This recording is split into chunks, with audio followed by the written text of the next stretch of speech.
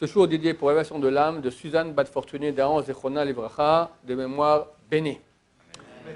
Une histoire qui va avec la paracha de la semaine passée, ce Shabbat-là, parachat Vaera. C'est très connu. Tous les petits enfants savent, quand ils rentrent à la maison, raconter pourquoi est-ce que les 3 premières plaies, c'est pas Moshe qui a frappé le Nil avec son bâton, mais c'est Aaron. Les 2 premières et les 3e, pourquoi est-ce que c'est Aaron qui a frappé la terre et pas Moshe? Tout le monde sait pourquoi, parce que Moshe ne pouvait pas frapper l'eau, parce qu'il était redevable.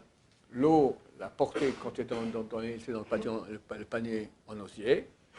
Et la terre, elle a aidé à cacher l'Égyptien qui l'a tué, l'Égyptien qui persécutait des Juifs de façon injuste.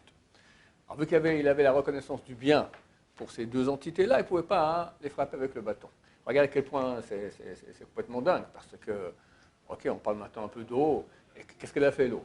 Pendant quelques minutes, Myriam, qu'est-ce qui s'est passé? Myriam était prophétesse. Elle a dit à Amram, ton fils qui va naître, il va sauver le peuple d'Israël. Et après 3 mois qu'il est né, les Égyptiens sont venus chercher où était Moshe. Elles savaient quand. Les Égyptiens ont calculé quand Amram se remariait avec Yocheved, et ils ont calculé quand elle devait accoucher. Donc 9 mois plus tard, elle avait déjà accouché 3 mois auparavant. Après 6 mois, elle avait accouché.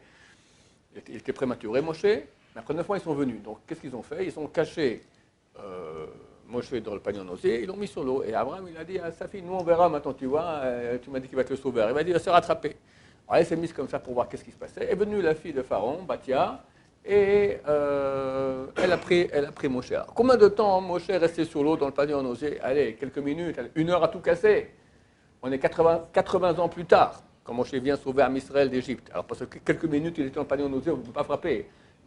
On ne peut pas frapper l'eau. En plus, l'eau serait heureuse. Je vais maintenant aider à faire du Kiddush Hashem. Mais néanmoins, on nous montre qu'il est impossible. Il ne peut pas frapper l'eau, impossible. Le fléau des grenouilles, c'est aucun rapport. Il n'a pas frappé l'eau. Quand il frappe l'eau, d'accord, les grenouilles sortent. Et ça dérange l'eau qu'il y ait des grenouilles qui sortent. Tu ne m'as pas fait mal. Moi, je suis l'eau. Quand tu me changes en sang, ok, c'est un peu gênant que j'étais de l'eau bonne à boire. Maintenant, je deviens du sang. Mais maintenant qu'il y a des grenouilles qui sortent de moi, qu'est-ce que j'en ai à faire? Néanmoins, il ne peut pas frapper l'eau. La terre aussi. En quoi elle a aidé Moshe Rabbeinu? Pour absorber pour cacher l'Égyptien. Mais combien de temps il a pu le cacher? Le lendemain, Datan et Aviram sont allés dire à Pharaon que Moshe a tué l'Égyptien. C'était moins de 24 heures. En moins de 24 heures.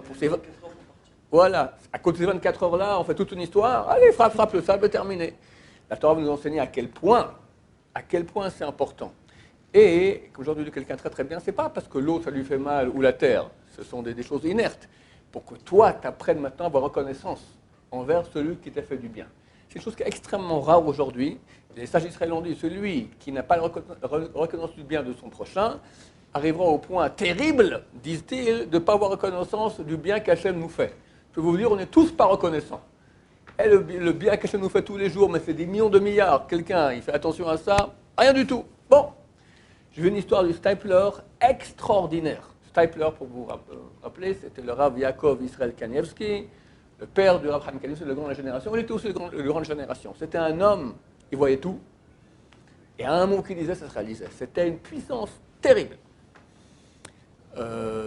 Raconte cette histoire le Rav Yosef Greinman, qui était pendant plus de 10 ans le Chavruta du Stapler. Il y avait à l'époque, à Bnei Brak, un monsieur qui s'appelait M. Dardak. Et le Stapler était extrêmement pauvre. Quand il arrive en Israël, très très pauvre. Même un Shabbat, une fois, ils n'ont que du pain noir à manger tout le Shabbat. Et bon, ils étaient en pauvreté. Lentement, ça allait un peu mieux. Son M. Dardak est venu voir le Stapler et lui a proposé, écoute, toi, tu ne veux pas prendre de l'argent des gens. Le Stapler faisait très attention parce qu'il avait peur que l'argent ne soit pas honnête. Peut-être c'est de l'argent volé, peut-être c'est de l'argent de ribit, d'intérêt, etc. Donc il voulait l'argent de personne. Alors, je vous propose quelque chose. J'ai un fils qui habite en Amérique. Toi, tu as tes livres, Kilot Yaakov. Les grands livres dans les yeshivot et d'études de Gemara profonde, c'est Kilot Yaakov du Stapler. C'est toute une série de livres extraordinaires. Si tu veux, on envoie ça à mon fils en Amérique, lui il les vend, et il te renvoie l'argent. Le Stapler a accepté. Et comme ça commence. Il envoyait des colis. Le fils m'envoyait après quelques mois un paquet de dollars avec tout tout l'argent des bouquins vendus. Mais le fils était un Ben Torah, c'est quelqu'un qui savait étudier. Donc il lisait un peu dans les livres de Kilat Yaakov et il écrivait au stapler des annotations. Voilà, ici tu as écrit comme ça, on peut dire peut-être autrement, qu'est-ce que tu en penses, etc. Le stapler, par politesse, à l'époque, il répondait à tout le monde. Donc il répondait au livre de Torah. Au bout d'un moment, ça allait mieux chez le stapler, mais ça continue, tout ce commerce-là continuait. Il arrivait une époque où le stapler était devenu extrêmement vieux et il a écrit dans un de ses livres: arrêtez de m'écrire, vous vous trompez sur moi-même, je ne suis pas un grand, pas du tout, je suis un nul, et je n'ai plus la force d'écrire, donc les gens ont arrêté de l'écrire, ils ne répondaient pas.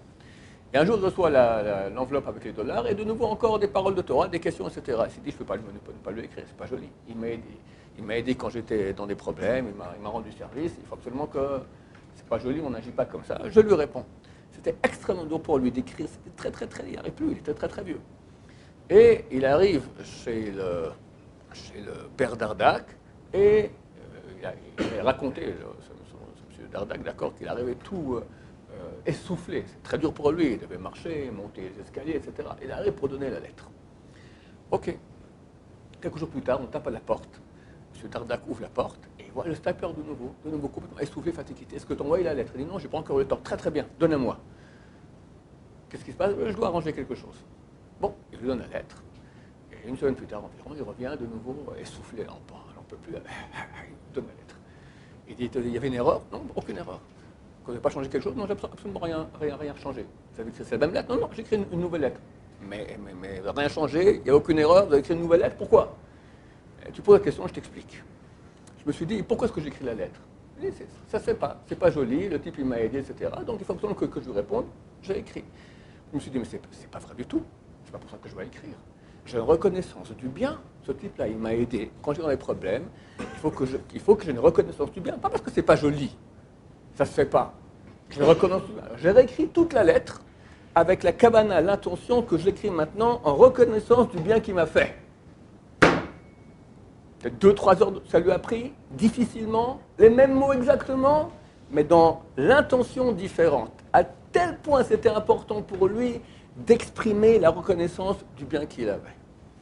Je crois qu'on va apprendre de cela beaucoup, commencer à être reconnaissant avec notre entourage, et sachez que c'est extrêmement difficile. On ne veut pas être reconnaissant. Reconnaissant signifie qu'on a une expression: assire toda, je suis prisonnier du merci. On dit ça du genre: je te remercie beaucoup, mais je suis prisonnier. C'est vraiment ça. Quelqu'un m'a rendu service, toute ma vie, je dois lui être reconnaissant. Mais quand il faut. Et pas par obligation, et ça ne se fait pas, par reconnaissance du bien qu'on nous a fait. Que nous êtes dans cette grande mida. Baruch Hashem, que le peuple d'Israël a des anges pareils, qu'on a pu voir ces gens-là, qui étaient parmi nous encore il y a quelques années. Baruch Adonai, l'olam, amen, amen.